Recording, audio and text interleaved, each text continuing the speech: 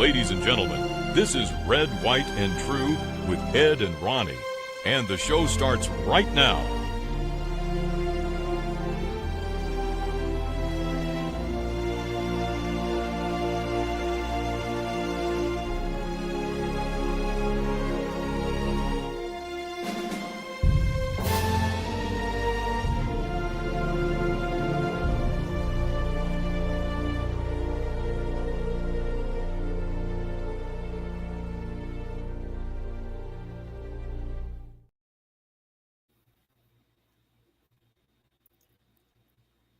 Oh, I need a few more seconds here.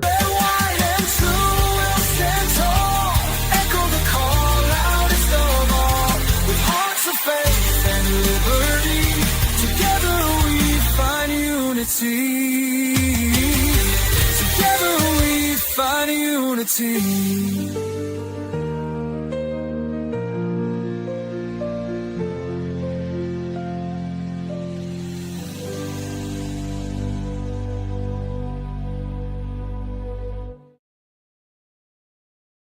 All right, now we're ready to kick it off, and welcome to Red, White, and True with Ed and Ronnie. Say hi, Ronnie. Hello, everybody. Thank you for being here. Well, we got a lot to cover tonight. Yeah, sure do. And a lot of things that need lifted up in prayer. So as people make their way in, let's go to the Lord in prayer. Father, thank you for the day that you've given us, and thank you for the opportunity to share with our friends here on Red, White, and True. Thank you for our country, and I pray that you would bless America. You've blessed us so much through the decades and the centuries, and Father, I just pray that we would turn to you in our times of need and in our times of prosperity. And Father, we're going to hit a couple of topics tonight to where maybe our leadership has decided to turn a corner to guide our country back to our Christian beginnings. Father, as I pray with Ronnie before we start, I pray that you would help us to say and do the right thing. In Jesus' name, amen. So what's going on, Ronnie? Not a whole lot. Doing some research for tonight. Got some good stuff tonight. I do not, however, have any liberal Looney Tunes. So, well, we've got some. I can take a week off. Well, we can use the Philly ball snatcher later. Yes, she's a big liberal Looney Tune.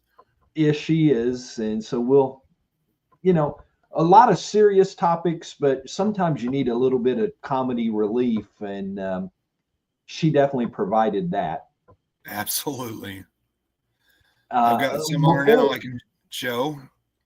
Well, before we get going here very far, if you're listening and you're on Facebook, we got a message on our studio that said there was some issues with Facebook, that it's a Facebook thing and not our company that we use, or it's not something that Ronnie or I have done.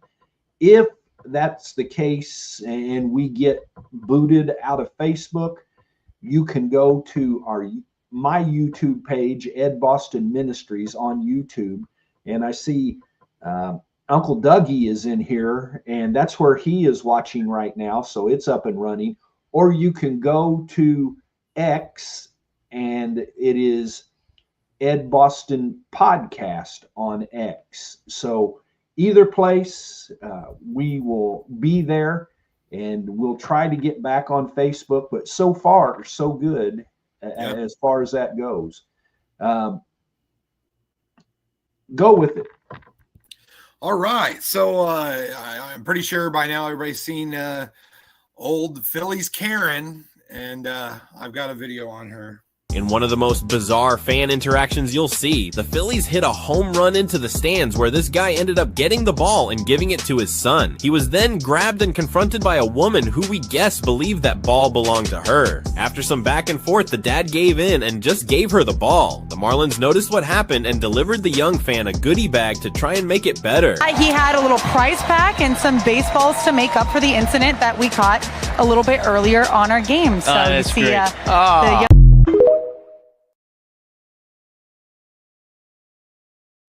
So I was at the marching band competition on Saturday up at Columbus North, and literally as soon as we were walking out, I was sitting there in the parking lot, and I opened my phone just to see what was going on, and every single story was this woman. And I was under the understanding that she was already identified and fired from her job. I was informed that that is not true. Thank you, Pastor Ed. So I'm guessing the breaking news, the statement from the Phillies Karen that I have here, it says, "To whom it may concern, I apologize if I offended anyone. Yes, I am a Karen, and no one's going to do anything about it. Ha, ha, ha, ha, ha. Cower before me, you sniveling children." The little boy was a perfectly functioning 10-year-old adult, but was too lazy to catch the ball himself with that big glove his daddy gave him. You guys need to stop babying these kids, this generation. My father never hugged me like that. I'm a little old lady. Would you steal from a little old lady? I'm not giving it back. It's mine now. Sincerely, stop calling me the Phillies Karen. Well, you might have heard me reference her as Karen Ball Snatcher. Well, here's one that goes with that. The ball is mine. You took it from me. The ball is mine. Look, lady, I've been hiding in the woods my whole life, but I know you don't take baseballs from a kid. Go find your own. And I've got one more to go with it.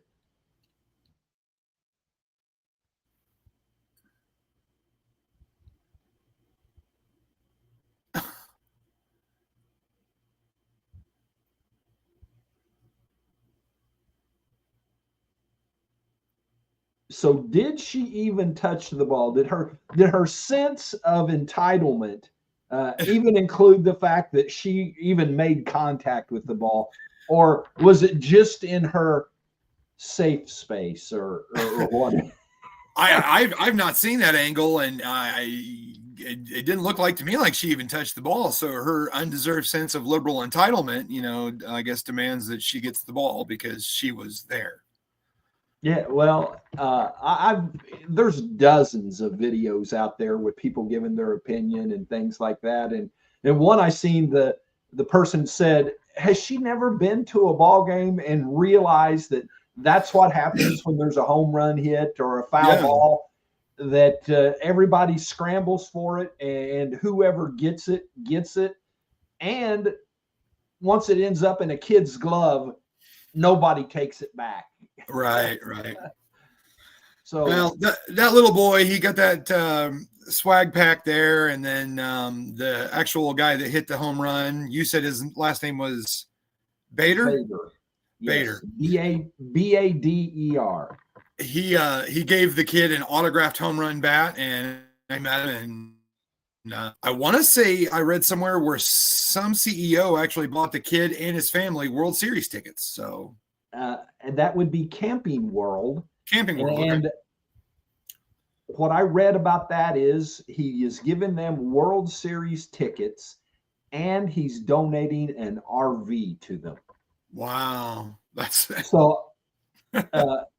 So those two, being the father and son, are probably saying, "Thank you, Karen." Right.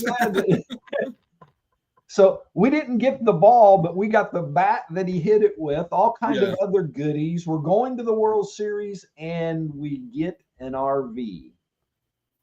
Let's win-win. Yeah, and I've got some other information about that whole segment. Get this, The View made fun of Karen. Really? Mocked her sense of entitlement. How does that work? That is the pot calling the kettle black right there. You ain't kidding. Wow. And the other thing that happened, that there have been multiple other women that were identified as the Karen ball snatcher or Philly's Karen, and they were all what word do I want? Misidentified. And yeah, this one thing I read says a viral reminder of entitlement versus humility and how quickly the internet runs with a moment. And as you said, you came out and everything was about Yeah. the Karen, Yeah. the Karen. Yeah, it was literally Facebook and TikTok and everything. It was crazy. Oh well, yeah. I heard she was identified and lost her job, and all I could say was, too bad. Don't steal from little kids. Yeah, as soon as I heard that, I told your mom. I said, "Surely that's not true." I mean, Right. that was awfully fast to lose your job. Yeah. And personally, I think she's gotten enough punishment the way it is because she's on every viral social media outlet. And yeah, It's so weird. Like, I've seen stuff go viral, and I've seen multiple people having it, but it started really being evident with the CEO and his HR girlfriend. Both of them were married to other people at the Coldplay concert, and literally for 3 days that was the only thing on Facebook or TikTok, and then now this. And I actually seen a meme that said that the CEO and his secretary are glad that there is a Phillies Karen. she saved them from continual ridicule. Yep, she got the attention off of them. Well, good for her then. So, well, we have had a little bit of fun, but our featured story for the night it is a sad story, and that is the murder that happened in Charlotte. A Ukrainian refugee, Erna, and I'm not going to try to pronounce her last name, and I may even have messed up the first name. 23 years old, and in 2022, she fled Kiev for the United States. She came here legally. Yes. And she was fatally stabbed on a Charlotte light rail train. And going back to we're not going to name the perpetrator, especially since he's alive, we don't want to give him any sense of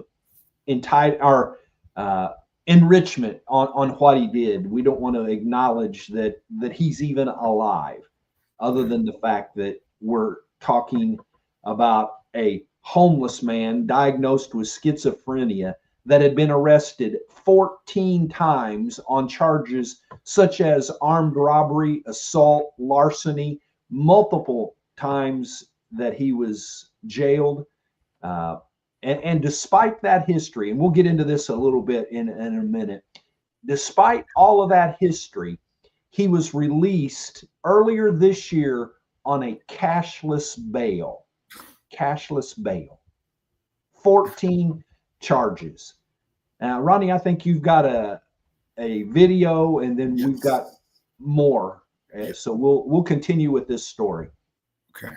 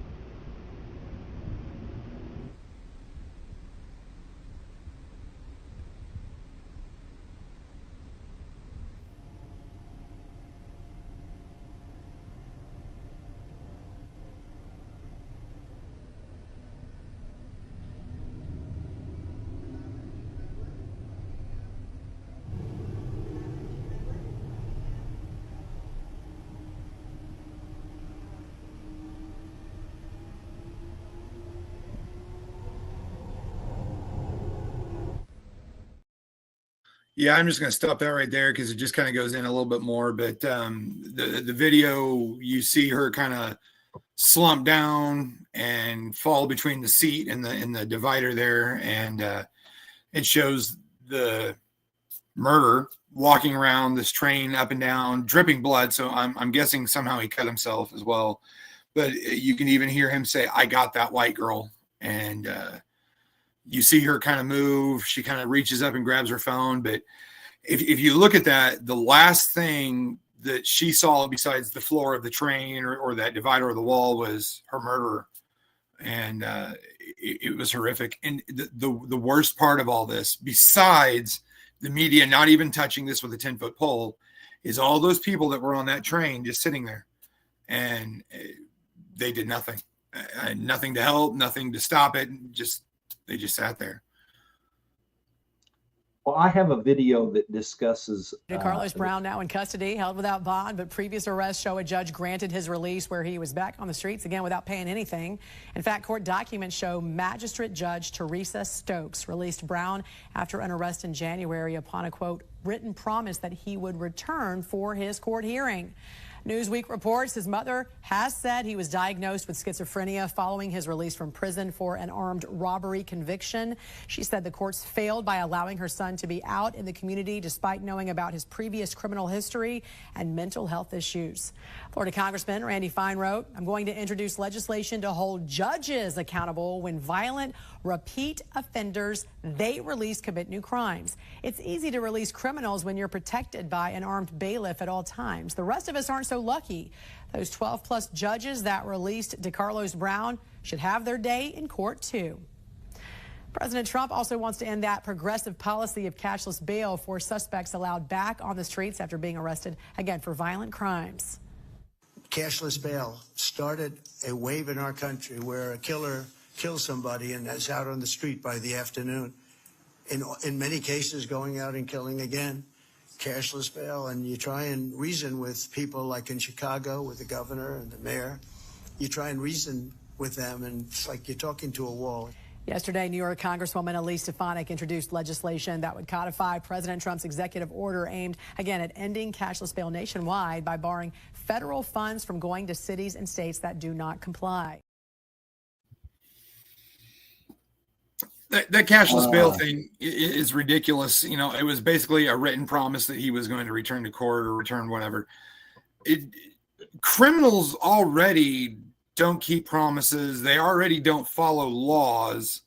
Who in their right mind would think a person, schizophrenic or not, is going to follow this written promise or whatever it was, or even a verbal whatever? They already don't follow laws or promises. That makes no sense. So I really appreciate that, how they're going to go after judges who do stuff like that. I mean, it was already documented. This guy had multiple issues. Well, I have a hard time believing that law will pass. Unfortunately. But the whole point is that at this point in time, those judges aren't accountable to anybody. And, you know, this lady's family lost somebody. To say that she wasn't even in the prime of her life yet. She was only 23. She was still just a kid, really. I mean, you've got daughters that are getting close to that age. Yeah. And, you know, it could have been you and I mourning for a daughter and a granddaughter. And I got some other information here. I looked up cashless bail, and no money required for release. Instead, they base it on risk assessments. Now, that's a major fail if this guy didn't raise red flags on a risk assessment. Right. It's meant to reduce inequality. You know, the wealthy go free while the poor sit in jail. Critics say it lets dangerous repeat offenders walk free, and Charlotte would be Exhibit A on that. but there's some other things that went along with the fail there. There was no transit police in the train car. We talk again about mental health intervention.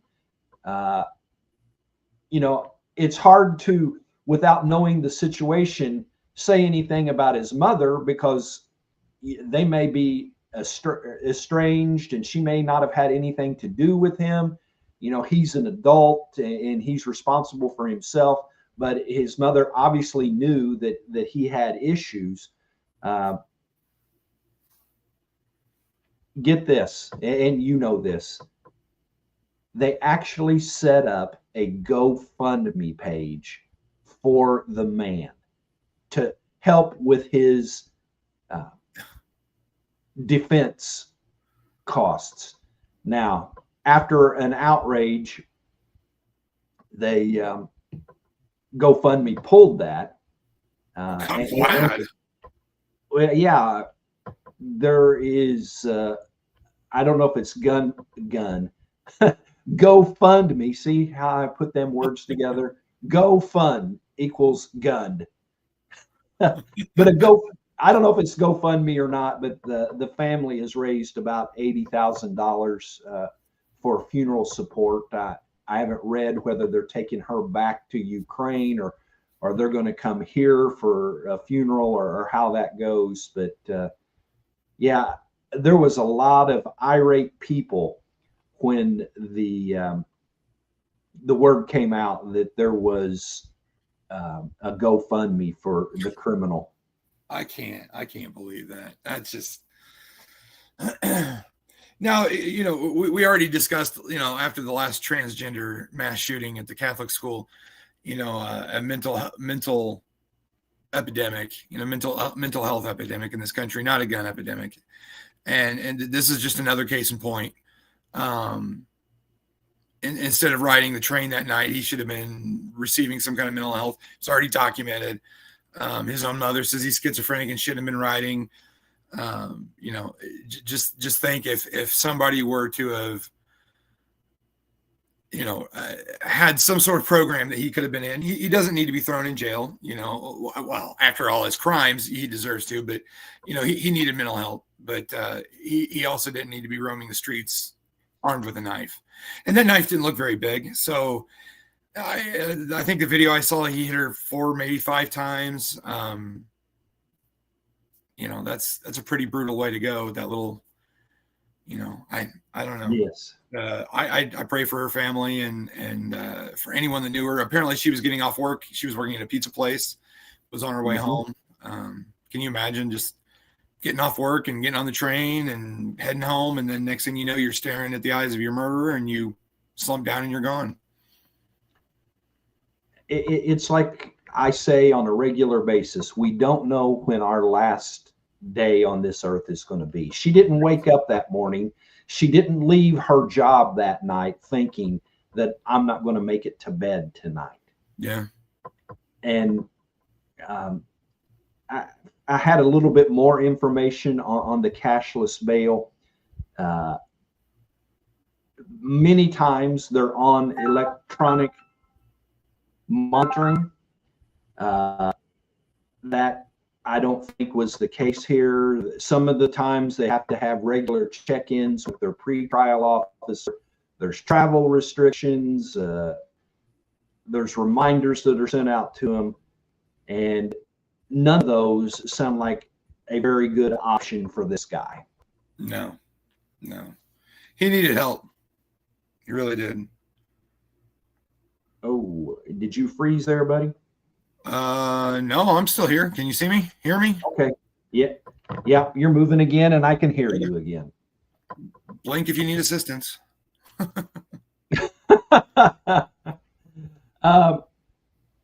You made a really valid point about everybody just sitting there. I mean, maybe some people were unaware of what happened, but surely there were people that were behind. There was one gentleman in particular you could see that was behind the killer, that surely, I mean, when somebody stands up in front of you, usually that gets your attention. And, Yeah. There are so many failures involved. I believe it's another liberal city with a liberal mayor that don't have anything in place to make sure things like that don't happen. In a town like Columbus, where you and I live, we don't have to have armed police on the city bus system. Yeah. But in large, Charlotte's not New York or LA, but it's a large city, and maybe they can't have armed police on everything that they have, but something's got to be better than what they did. You got the cashless bail. You've got failure. Yeah, you got criminals that. Well, I mean, Trump, he's going to put National Guard in numerous places. He's talking about Portland now. And if any place in the country could use it, it would be Portland, because if you remember during all the George Floyd things, Portland is the place that basically shut the police department down in Portland. Absolutely. They barricaded police stations. Burned one down. Yeah. And that's an Antifa stronghold. And we talk about terrorists in other countries, and we're going to talk some about a terrorist attack in Jerusalem, but that's terrorism right in our own country. And the leaders just turned their back on what was going on there. The police basically were defeated. And, it all kind of goes together. All of those failures, you add in the illegal immigrant population, that hundreds of thousands are criminals. And why wouldn't we have excuse me, a crime problem? You tell me, Ronnie, how can we look at all of that stuff together and think that everything is going to be all right? I don't think you can. You were saying a minute ago, the failures just keep stacking up. They could have stopped that young woman from being murdered in cold blood. Multiple people over multiple times. What's it going to take to make us feel safe? Trump is talking about going into Chicago, and you and I were discussing earlier about the videos of gang members in Chicago, and I had one. But hey, this is perfect, because this guy started talking about, he don't send the National Guard, and then it was every other word was F this and F that. So obviously I'm not going to show it, but he was basically saying, we're a different breed up here. Send the National Guard, you're going to go to war. I think what people need to understand is what my main topic, and we'll discuss this later, is that heaven is real, Satan is real, and hell is hot. And people need to understand that there are consequences to your actions, cause and effect. And I just don't think people care about one other themselves nowadays. We can get into that later with my topic. Well, actually, I think we've about wrapped this topic. We exhausted it. Let's just stop real quick and have a word of prayer for this lady's family and the crime situation, because this one is a high profile, but there are people losing family members every single day here in America. Mm-hmm. I seen a video of Trump just laying out this reporter about Chicago, and he said in that, get this under control to where we don't have 5 people dying every weekend in Chicago. Absolutely.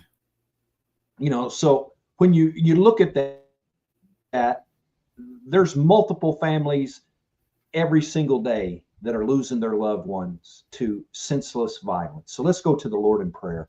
Father, I come to you just now saddened by the things that go on with crime and murder.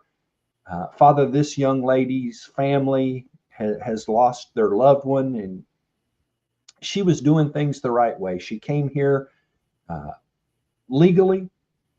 She was running away from a war-torn nation, and now she's gone.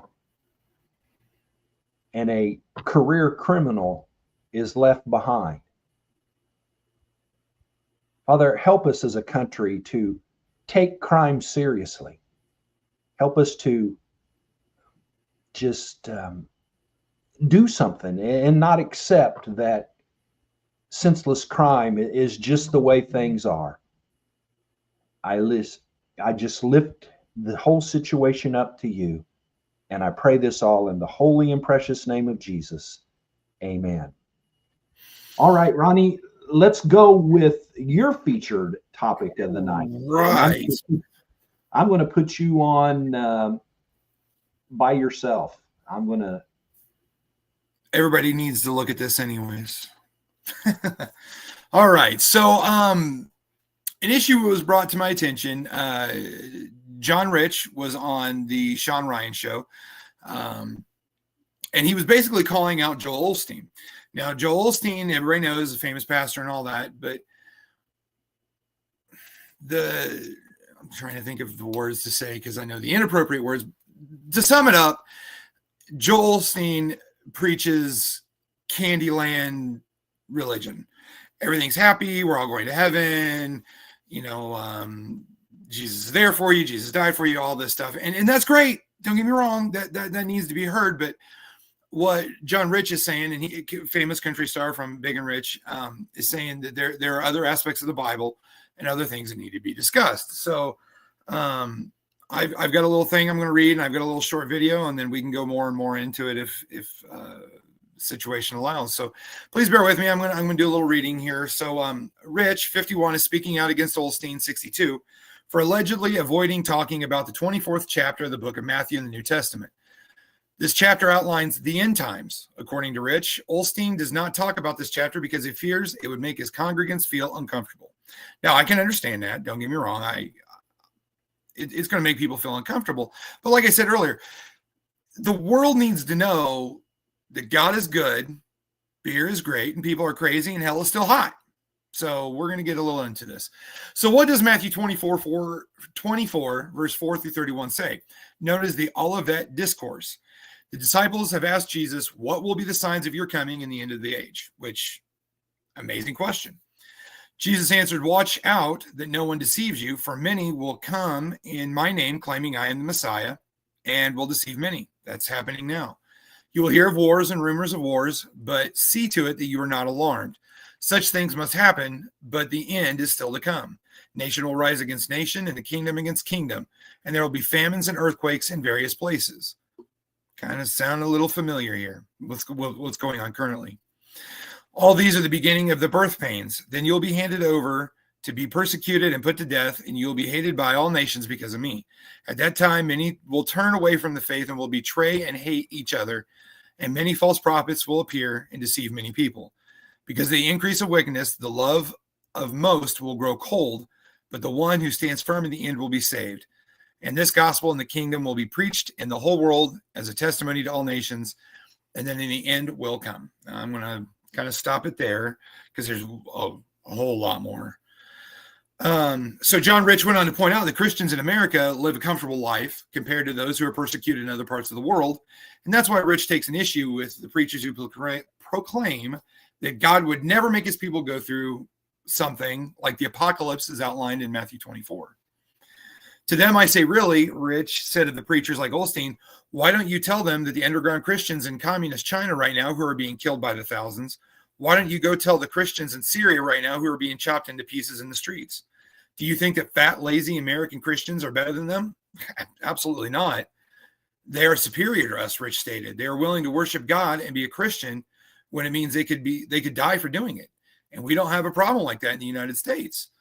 Now, sometimes you can be persecuted for your beliefs, and that's just the way of the world. But John Rich has got a point here.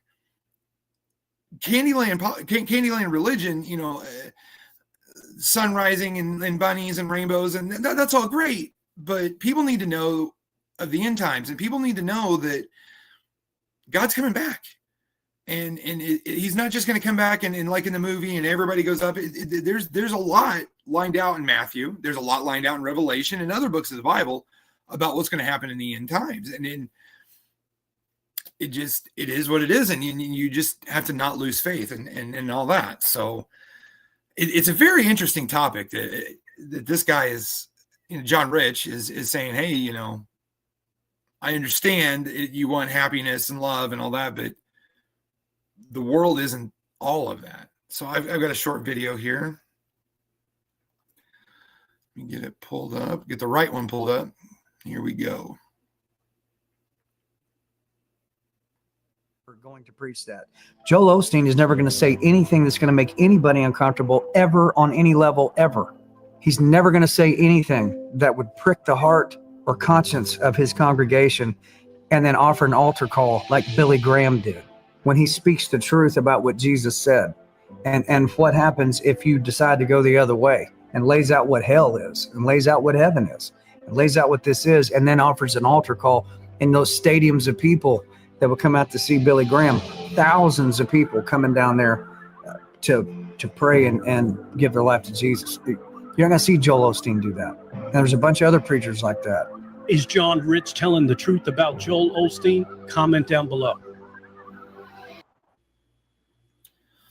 So there you go. I'm going to bring Ed back here. What's your thoughts and feelings on this? Well, I used to really, really enjoy listening to Joel Osteen until I realized, and I sat one day and I had already kind of gotten the feeling that I was overlooking something with him. And I'm talking years and years and years ago.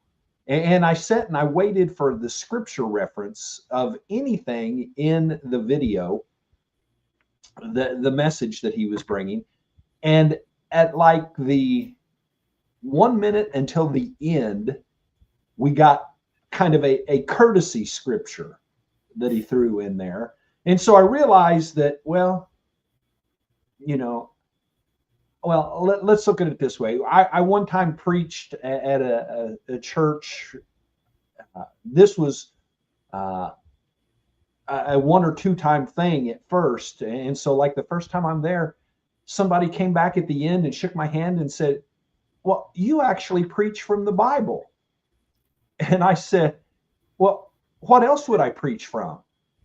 And, I never did totally figure out that statement, but that's kind of what I think about Joel Osteen is where's what the Bible says, and not just, as you said, candy coated or sugar coated or whatever. Yeah, there you go. I like that. Candyland religion. I'm talking about where's his talking about the scriptures you just read. Heaven is easy to preach on, but what about hell? I preached on hell not too long ago, and it's not fun to preach about hell. I'd rather never ever talk about it. But to me, that would be like ministerial malpractice to not preach about hell. And so now I was off for a second and didn't hear. Did you mention what podcast that was? It was on Sean Ryan. And you listen to him fairly regular, don't you? Yeah, I did a lot more when I worked at Hiker Trailer, but usually during the day I'm quite busy, so I haven't listened to him in a week or so. But So Sean Ryan, what I like about him is he shows from all perspectives. And I mean, he's had on people who believe they've been beamed up by aliens, and people that he's had Catholic bishops and priests and stuff like that, and politicians, right, left. So he does a very well rounded show. So not a pitch for Sean Ryan, but if you get some time, check it out. And from what I understand, very, very popular podcast that a lot of people pay attention to.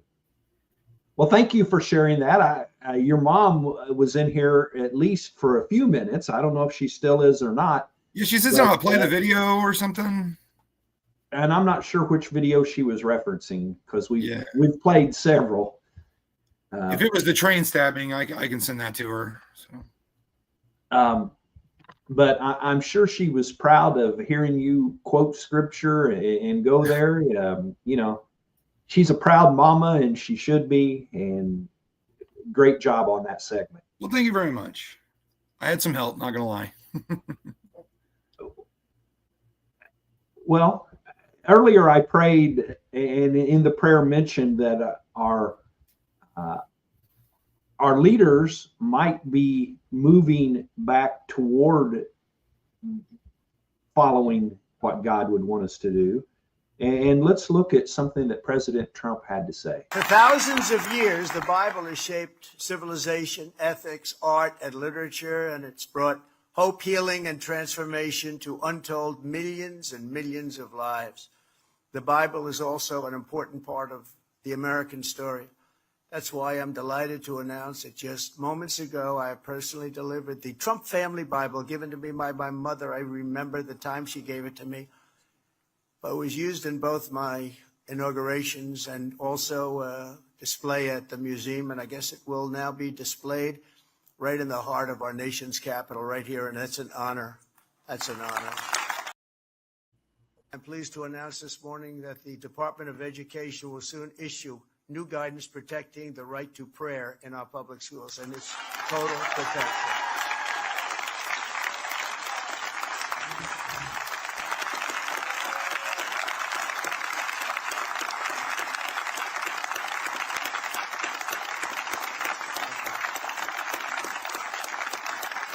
Thank you, Hannah. Great job.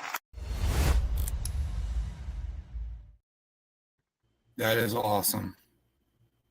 You know, I'm sure there are people, not even any doubt in my mind about how the left is going crazy and calling him such a hypocrite and that he acts nothing like a Christian and yada, yada, yada.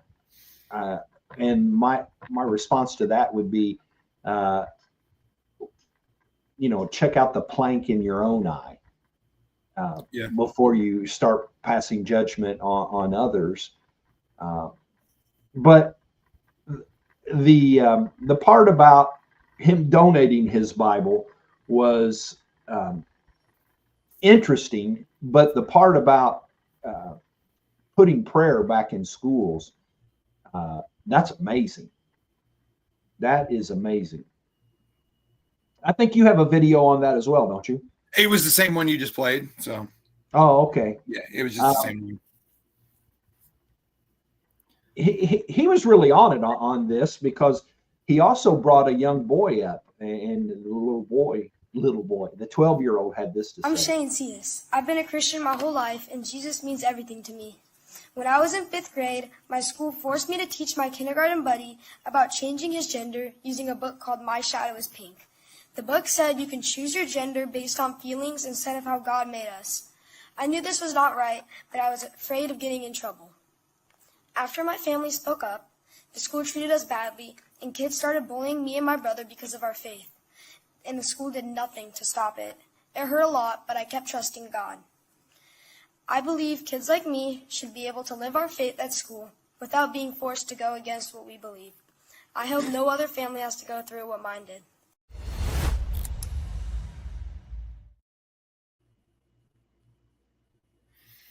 I don't know, maybe you did. I've only seen the few spots that we've showed here, I think I may go back and watch that entire video of everything that went on there, because those 3 segments were fantastic and ought to give Christians hope that America still is a Christian nation.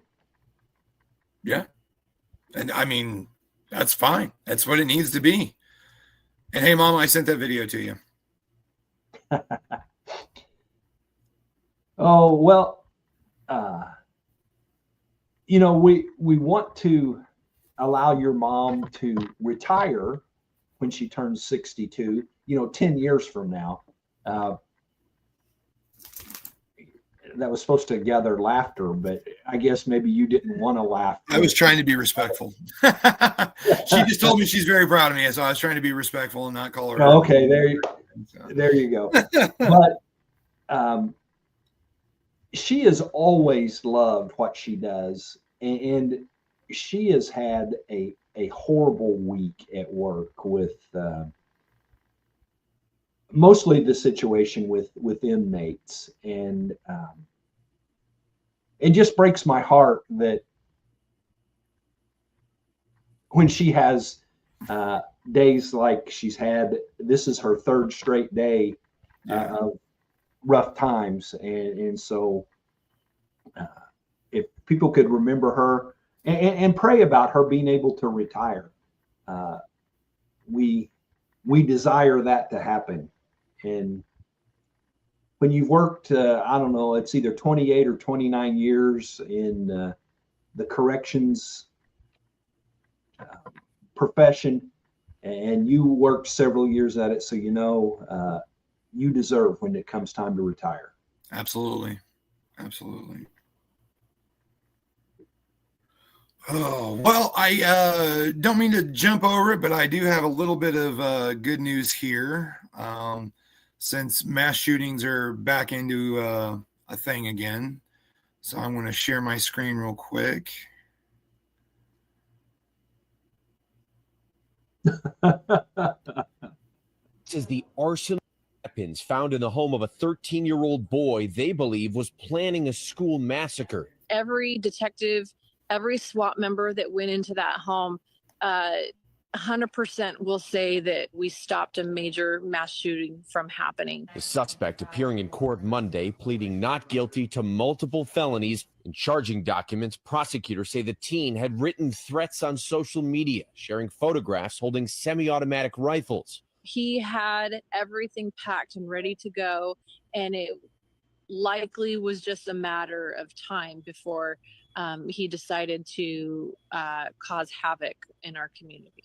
Authorities say they found 23 weapons in the home, many of which were unsecured. And there were several handguns and homemade long guns that had been made using 3D printed parts known as ghost guns, a growing concern for law enforcement. It's concerning to know how many of these guns are being made and whose hands they're going into. According to police, the suspect was obsessed with school shooters, and the walls of his room were covered with drawings and pictures of past shootings. They say he also had a gas mask and a backpack full of ammunition, including several AR-style magazines, which had writings on them referencing mass shootings. Now, this 13-year-old could potentially be released from jail in a week as he awaits his trial. There's also so far no word on if his parents could potentially be charged for allegedly failing to secure all those weapons. Michael? Wow. Before you say anything, that was stopped. Let me go ahead. Sorry. Well, let me apologize. I laughed when I first saw that stockpile of weapons, and I thought that was going in a different direction. So I apologize for that, because there was nothing funny about it. I was just actually surprised when they said an arsenal of weapons, and yeah, that kid had an arsenal of weapons. Usually when they say it's an arsenal, it's 3 guns and a couple hundred rounds of ammunition. So when they said an arsenal, I'm trying to figure out how the 13-year-old kid got all that. Yeah. That's insane to me. But if good work. If you follow that story, you can report back and let us know what happens with the parents in that situation. I have a Yeah, feeling for sure. that they haven't heard the end. For sure. Because there's no way a 13-year-old was able to acquire long guns and handguns. Most states is 21, 18 at least. So, but good work to all involved there. That's obviously God had a hand in that one, and because that kid had some firepower right there. I know my guns, and that kid had some firepower, so he could have done some damage for sure. Another couple of major breaking stories is, let's look. This is a really long video. I'll cut it off, but terrorist attack in Jerusalem this week. At least 6 Israelis are dead after a massive terrorist attack in Jerusalem. Well, Israeli tour guide Ron Lahad joins us now from Jerusalem with the breaking details. Ron, what can you tell us? Hey, Raj. So this morning in Jerusalem, 10 a.m. in the morning, 2 terrorists made it to the Ramot Junction, central location in the kind of center north part of the city on a busy day. People going back to work, people going back to their education systems, and soldiers going back to base. Two of the 2 terrorists actually boarded bus 62 and started shooting bystanders, civilian targets, of course. The youngest of the casualties currently is 25 years old, and the oldest is a 79-year-old who's also an American citizen who immigrated to Israel in 1993. We're talking about soft target. Civilian casualties, we have at least 15 wounded. Of course, all the details we have are up to this current moment. The 2 Palestinians actually came in illegally into Jerusalem. They were not permit holders. They were not people who had a permission to enter from the greater area. As you know, Jerusalem is surrounded by Judea and Samaria, also known as the West Bank. And even with the same situation and with checkpoints and controlled passing, there still are illegal breaches that have probably been used by these guys. And it brings us back to the old days. And I can tell you that this morning, even without getting any text message, just by listening to all the ambulances rushing by to the central hospitals, just like my childhood. That's how we could tell. That's how we could tell that something happened in Jerusalem. So that's the current situation. Yeah, this attack definitely feels like this happened. Interesting that Hamas decided that they would praise the attack. Hamas, the people here say Palestinians, and that's what kind of people the Palestinians are. They praise people for murdering innocent civilians. And if you're liberal, before you say that Israel murders innocent civilians in Gaza, just don't even go there. Yeah, don't even. Israel goes so far above and beyond what they need to do to make sure civilians are out of harm's way that just blow that stuff up somebody else's hind end, because it ain't going to go. Is it going to happen? Yeah. Unfortunately, that's an unfortunate side effect of war. But they, like you said, they go above and beyond to make sure it doesn't. And there was video of that actually taking place. It didn't show the 2 that were doing the shooting, but you could hear the gunfire. You could see people running. I seen people fall, and surprised that people didn't get stomped to death. It's just, to praise the Palestinians, which is a faux pas in itself. They're not Palestinians. They're displaced Egyptians and Jordanians and people like that. They're the people that all these other Middle Eastern countries that say they support them, none of them want them. When it comes time to say that they will take Hamas people, take Gaza people, none of the people in the Middle East want them. So and he's right. It reminds you of the old days when, the last 2 years, and we're coming up on the second anniversary of October 7th, 23. But before that, these kind of terrorist attacks were a fairly regular thing. As a matter of fact, there's even organizations that pay the families of terrorists that kill people. So, wow, there's that. Wow. And keeping the Israel topic in. This happened today, and this is pretty shocking. When you say Hamas, they're located in Gaza, but they have Hamas, not affiliates, but they have Hamas in the West Bank, which is really Judea and Samaria.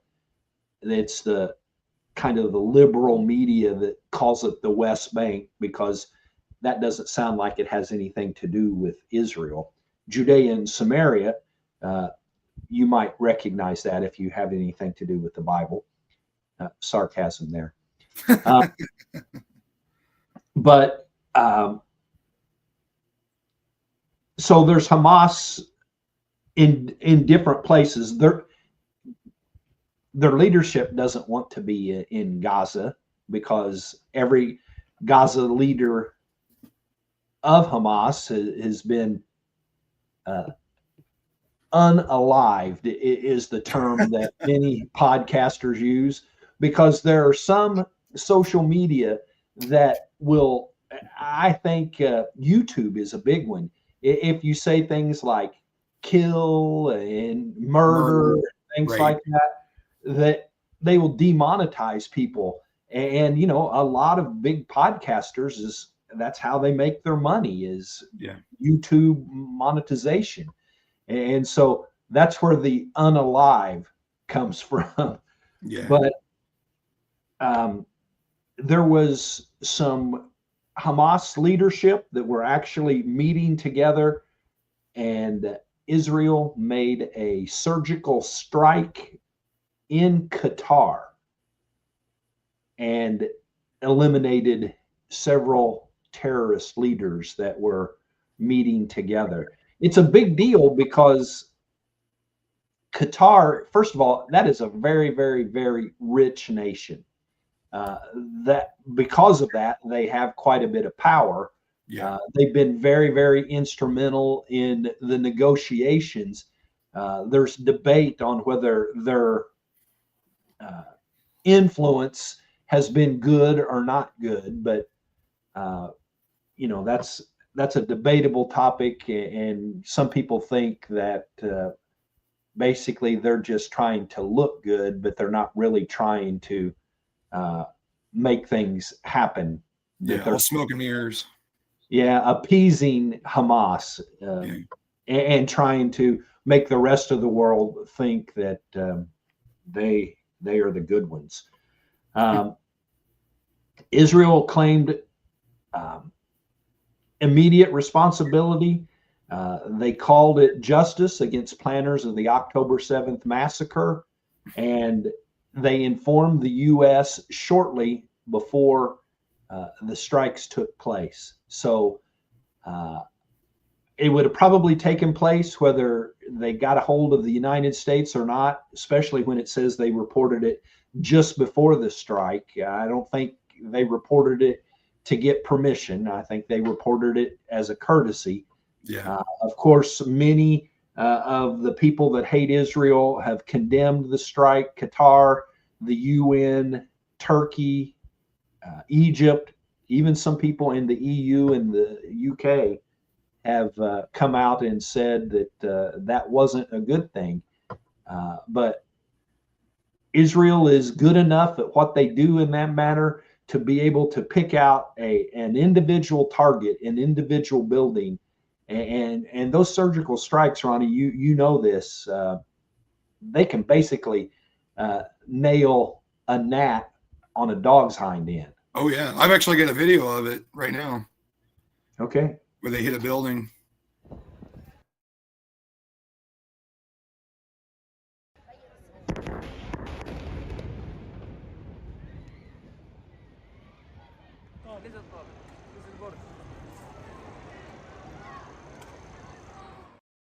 I'll play it again, but you can see there's other buildings and other things right there that were not hit.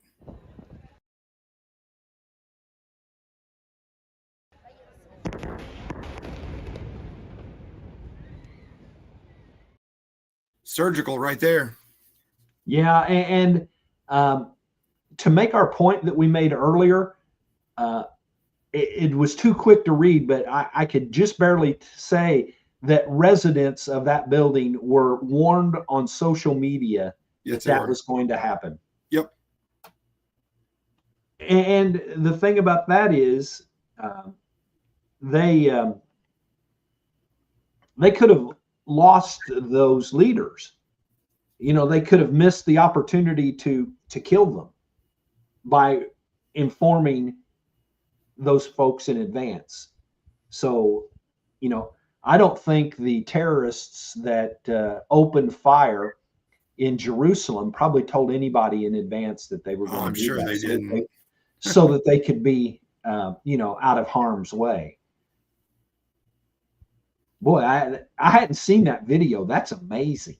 Yeah. I love it when video takes up on my side of things because I am pretty sure that you know, that dog's hind end had that. Yeah. Well, you did your research, and it's not red, white, and assume. Remember? Yeah, and shoot, I thought I had that. Should have thrown that up right then, but yeah, and there you go. They leveled it, pinpoint. Absolutely. And if it was interesting, it was so precision that it hit the bottom of the building. Yeah, yeah. Which mean it went straight down. I mean, I'm sure there was things around it that was damaged, but the precision of hitting and you know, if you were to see a demolition of a building like that, it would take hours upon hours and maybe even days of setting up charges. Yeah. And one surgical strike, and it looks like it was perfectly done. Yeah. There was like a water tower, or not a water tower, but like a tower. It looked like it could have been a well, but it was pretty tall. It went past that, not even touched it. So that the only damage I could see was like a little bit of smoke or something fell on it, you know. Amazing how they did that. Well, welcome, Bill. Bill let us know that he is here. And I've got you'll like this. I don't know that if you've seen it or not, but I think you'll like this one.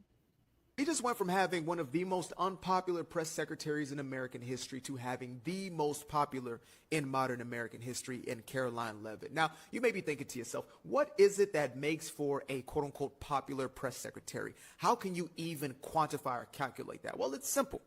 The people decide based upon who they actually believe. So the more honest the press secretary is, the more upfront, the more straightforward, right? The more transparent they are, the more liked they become. Caroline is a straight hitter. I've never seen anything like this in my entire life. There is not a single question where she's backed off or had to create some sort of airy-fairy narrative. She is always on it. I'm not saying she's a perfect person, but damn it, she has been doing a hell of a job. Whereas in the last administration, as articulate as Homegirl was, as well-spoken as she was, she lied to us the entire time she was up there. For example, Joe Biden will not be pardoning his son. Cringe John Pierre. Homegirl. If people were watching closely, he was trying to kind of sugarcoat a little bit the line. He went, she just lied to us every time. Yeah. Like he wanted to mute himself, I think. But, you know, we've not talked much about her in the last few weeks. We used to have her mega moment or minute, and we've not done that in a while. but she does an amazing job. It's almost like we take her for granted now. She's so Yeah, good at yeah. what she does that I hope that that's not the case, that we don't take her for granted. Why don't you take over here for a little bit? You've got I've got a pretty good news story. There was a 25 Revive, I believe is what it was called, revival going on, and Antifa showed up. Now the video I had was like 6 minutes long. I couldn't let it, or it wouldn't set up properly. So I've just got like 2.5 minutes. We don't have to watch it all. It was just it's pretty fascinating. Armed with whistles, bullhorns, and all kinds of noisemakers, dozens of far-left activists tried to disrupt the Revive and 25 Christian concert in Seattle's Gasworks Park Saturday evening.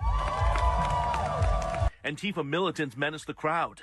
Counter-protesters planted transgender flags on a nearby hill, and they even set up a kazoo karaoke event to distract worshipers.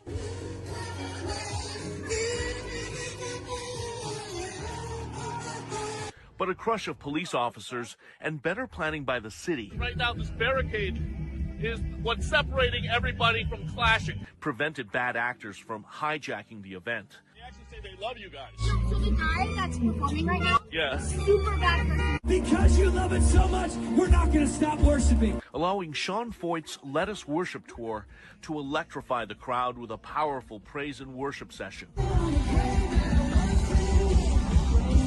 where they also prayed for their haters on the other side. Once they have an encounter with God, it'll all make sense. For months leading up to this event, city leaders were worried about a potential repeat performance of Cal Anderson Park, We've got people with bloody faces. where transgender activists targeted another Christian concert in May. And the mayor of Seattle has the audacity to blame Christians for the violence. The PR nightmare caused by Mayor Bruce Harrell made matters worse after he appeared to victim blame worshipers by calling the peaceful concert an extreme right-wing rally. Bye-bye, Bruce! Bye-bye, Bruce! The city's evangelical community ferociously pushed back with a demonstration at City Hall, demanding Harrell apologize or resign, promising not to go away. Is that he's sensing and feeling and knowing, hey, there's a real weight to this thing. That's why Harrell and Council Member Joy Hollingsworth begged Pursuit Seattle Pastor Russell Johnson to move the concert to Gasworks Park. So instead of holding a grudge, Pastor Johnson decided it was time to forgive and move on. God is moving here. So as far as I know from that, he did not, or no one received an apology. So, you know, it was just, can you imagine the worship service going on and all that music, and they're doing a kazoo sing-along? I mean, how ridiculous is that? You know, how many times do we on here, we as conservative Christians, Christian conservatives, say, we don't do stuff like that. Yeah. I mean, this weekend in Columbus, Indiana, they had a Pride, whatever they call it, down at Mill Race Park. You know, there was like 100 vendors down there. And you didn't see our side down there playing kazoos. Yeah. Trying to interrupt. Well, what's funny though is in the Bible it says, you know, make a joyful noise unto the Lord, and I can't help but sit there and, hey, they're singing right along, so you know that's their way of making a joyful noise. Let them go ahead and keep praising God in their own little way with the kazoos.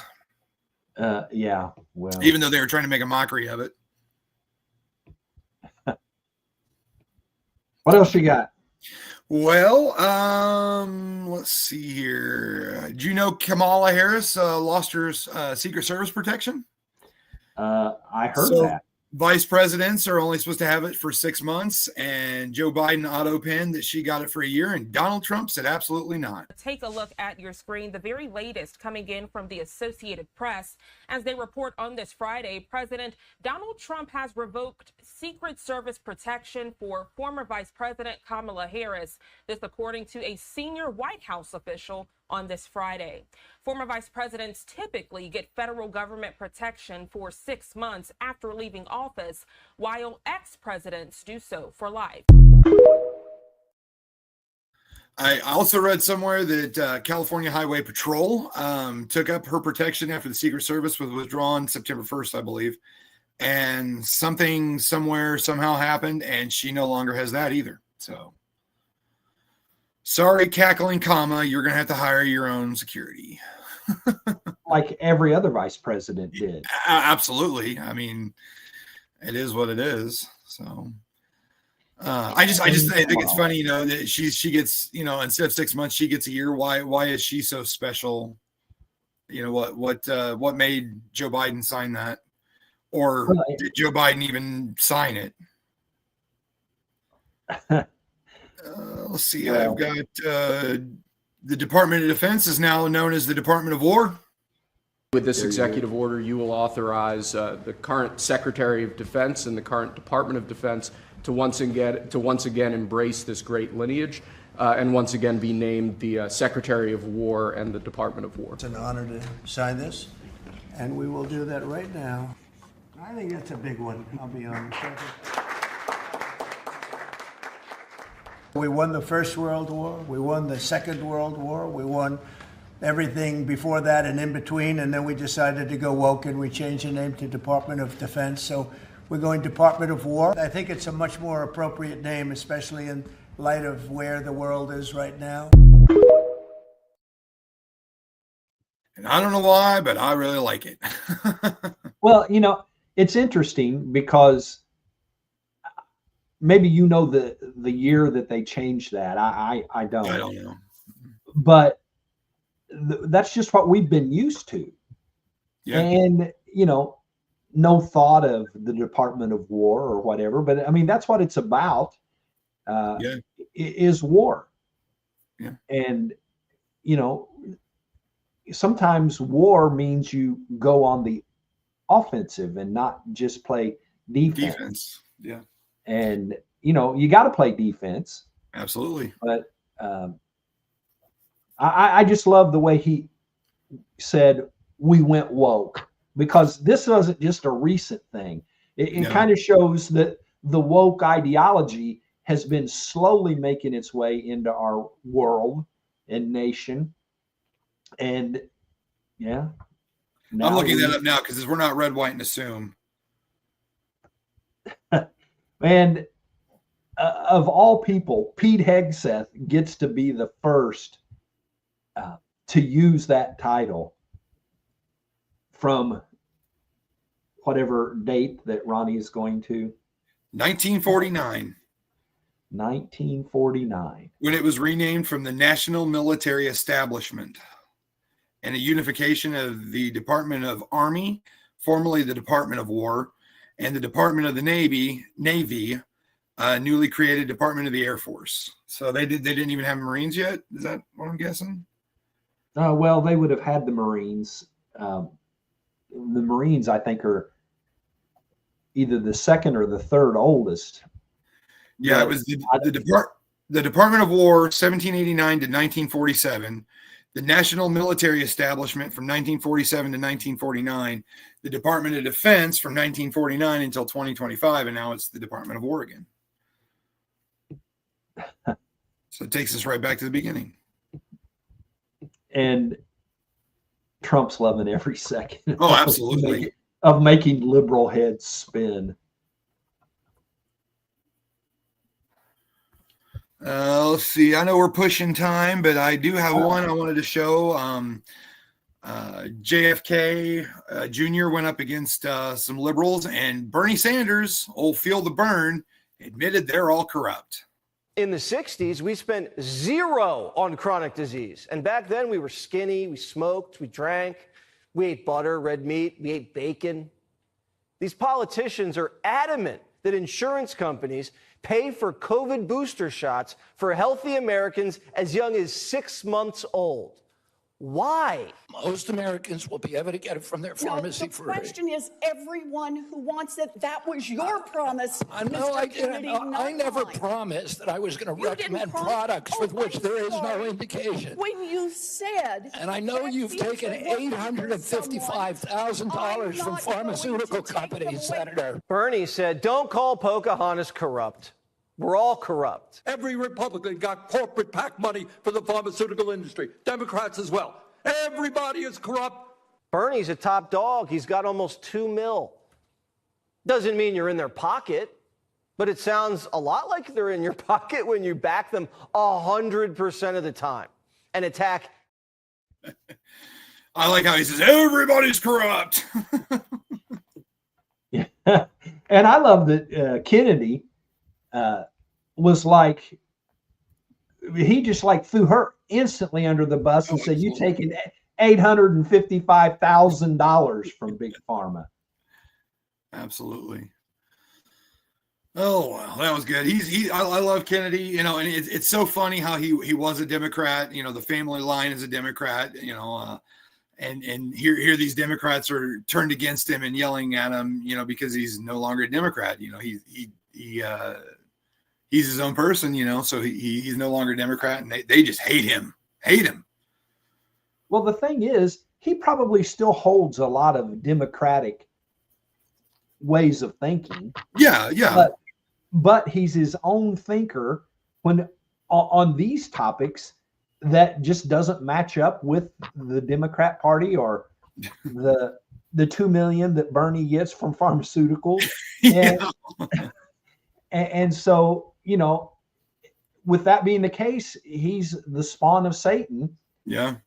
Because he doesn't agree with them. And, you know, why do we got 6-month-old kids taking booster shots for COVID?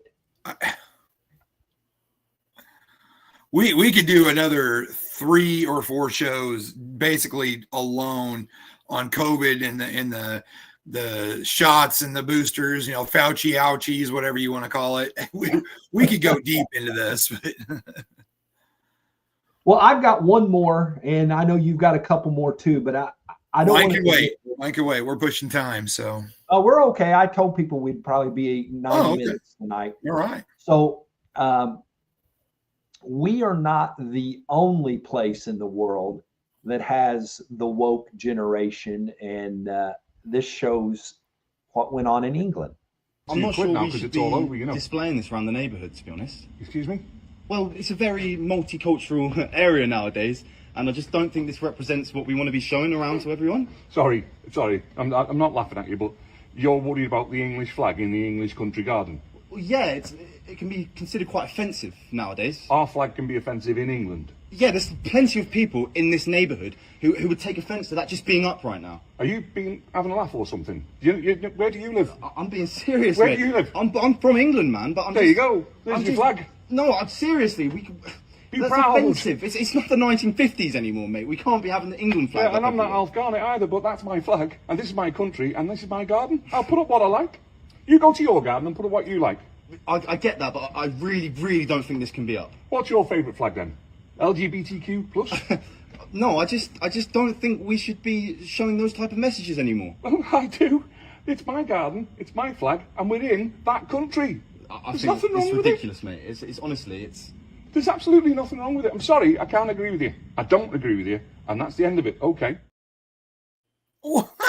I have not seen that. Oh my God. I don't like the message it's sending. There's plenty of people on this street that would be offended. Wow. So we don't have the market cornered, not covered, market cornered on woke, DEI, liberal, whiny. The whole, I don't like the way that, or I don't like the message that sends. What message is it sending other than he's proud, of his country? Well, even he said, this is my flag, it's my garden, and it's my country. So yeah. Bless you. Topic over. Absolutely. Wow. I can't believe that. So yeah, the only other things I've got is Greta Thunberg's boat was hit by a rocket or something and burst into flames. It's kind of brief.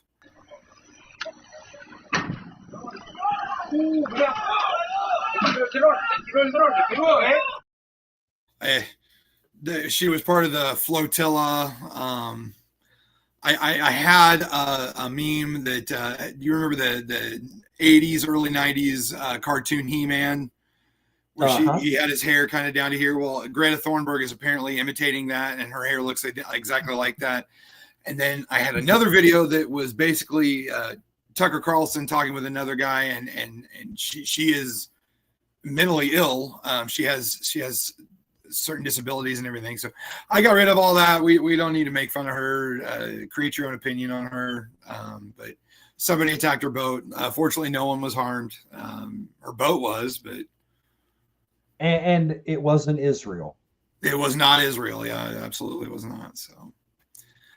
And then the other video I've got is about the 3-Eye Atlas. I don't know if anybody's heard about it. 3-Eye Atlas is the third object coming from outside of our solar system into our solar system. They're claiming it's a comet. However, this comet has no tail. It's generating its own light. And the video is interviewing a college professor from Harvard. And he's saying that there's a lot of talk going around about it being aliens or extraterrestrial life forms. So it's set to be closer. It's set to reach us about the end of November, beginning of December. It's supposed to be closer to Mars than it is to Earth.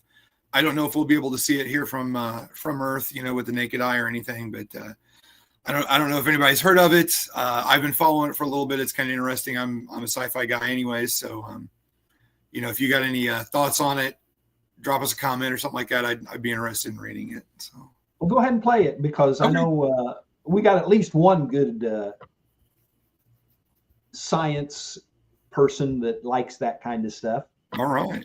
It's just a matter of weeks before the unique interstellar comet known as 3-Eye Atlas is expected to pass closest to the sun between the orbits of Mars and Earth. Harvard astrophysicist Avi Loeb has suggested the 3-Eye Atlas is actually some type of alien technology sent here from another solar system. Well, this weekend he made headlines again when he said that the object could actually be on a mission to release, quote, mini probes that could invade Earth. What are these mini probes you're talking about, and how would this even be possible? Well, there are two possibilities. If it's a technological object, then it might maneuver itself. We haven't seen such a maneuver so far. But the other possibility is that it may release some other objects that reach the planets, and it will continue along its course to the next star. And we just need to keep our eyes on the ball, the way that basketball coaches often say to their team members, because we don't know, but it may well be just a rock which has some ice on the surface that evaporates, in which case we will say it's natural.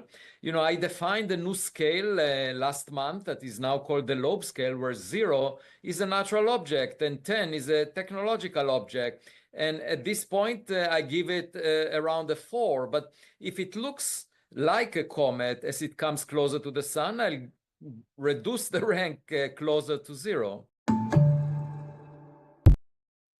So people aren't been going crazy over it like the Hale-Bopp comet. Remember the Hale-Bopp cult? And I do. I've had an interesting story. I lived in Illinois when that was going on. And I lived on a farm, and you could go out at night. My kids had a great big trampoline, and you could go out there and lay on the trampoline every night that it was clear and see Hale-Bopp. Wow. It was really cool. I want to say I was in 4th or 5th grade, so I didn't appreciate it like I would now. But well, I'm going to do an advertisement here real quick. I know that people have probably seen my jerseys that I've been wearing. I got 4 different jerseys. I got a different hoodie. And actually, this jersey has a pair of pants that go with it.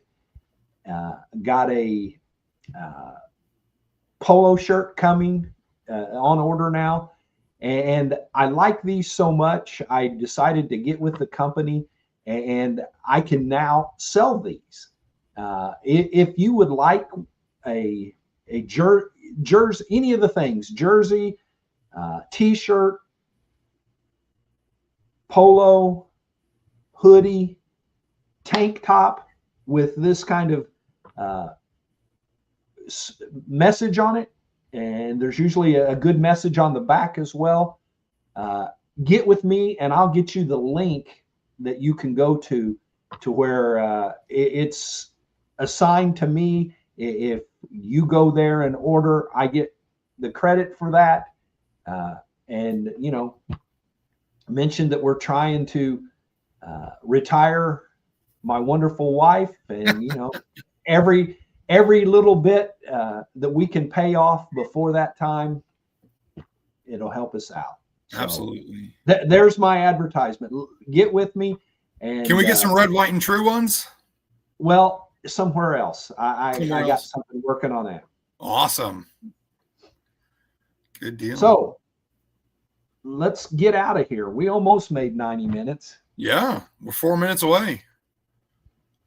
So say goodnight, Ronnie. Well, good night, everybody. Thank you for being here. Thank you for listening, watching, supporting, praying. We love you all. And until we see you again, for sure next Tuesday, but I don't know. There's so much stuff going on. I got a feeling we got another special coming up pretty soon. He says that and it's going to happen, so keep an eye on it.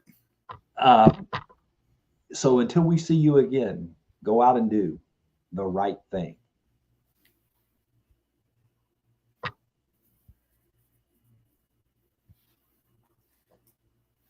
How we doing, Warriors?